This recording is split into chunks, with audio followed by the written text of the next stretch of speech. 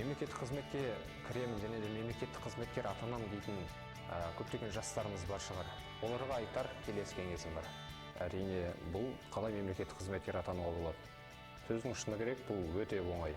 Себебі арнайы тағайындалған емтиханды тапсырып, әрине барлық заңдылықтарды біле отырып, емтихан тапсырып, сіз сертификат алу керек боласыз. Одан кейін сіз біздің мемлекеттік қызмет бойынша кез келген ваканттық орынға тілдесу арқылы сіз конкурстан өте аласыз. Ол конкурстың нәтижесіне сәйкес сіз жеңімпаз атанып жатсаңыз, сіз мемлекеттік қызметкер болып тағайындалатын боласыз.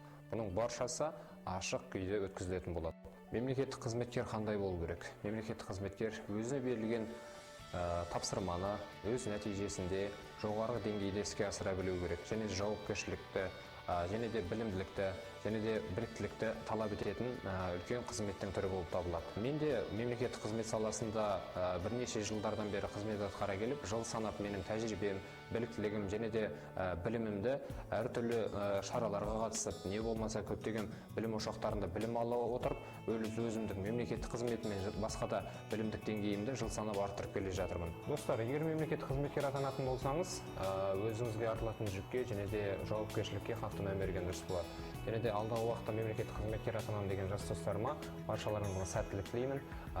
Және де өздеріңізге алдағы уақытта үлкен жауапкершіліктің, үлкен тағы да жүктің артылатындығына мән беріңіздер. Жалпы мемлекеттік қызметтен көптеген жетістіктерге, көптеген биіктерге ұмтылып және жетуге болады. Сол жолда сіздердің қанаттарыңыз талмай, еліміздің көркеюі мен әсемденуі, дамуы жолында аянбай адал қызмет атқаруға шақырамын.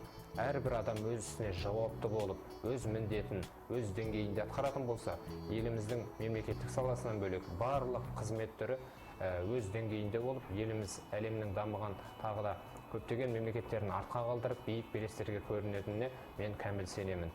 Сондықтан да баршаңызда алдағы қойған жоспарларыңызға сәттілік тілеймін. Тек жақсылық болсын. Не болмаса баршаңызды мемлекеттік қызметкер санасында әріптес есебінде көре жатайық.